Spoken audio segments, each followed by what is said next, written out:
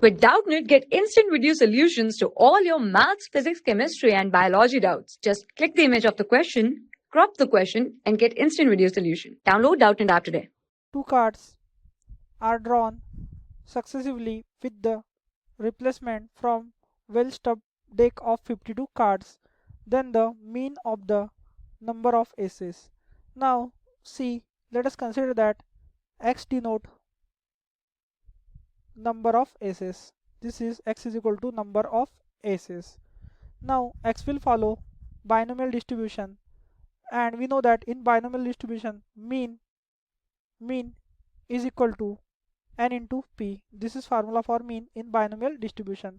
Now see, we have n is equal to 2 in this particular case because we have drawn two cards. Now therefore n will be 2. Now see, p in this case, p will be 4 divided by 52 because we know that probability of drawing ace is 4 divided by 52 because we have 4 ace in pack of 52 cards. Therefore our mean will be 2 into 4 divided by 52 is 2 divided by 13. Now see, this is our final answer, which is mean of number of aces. Now check the options. Option C is matching, therefore option C will be our correct answer.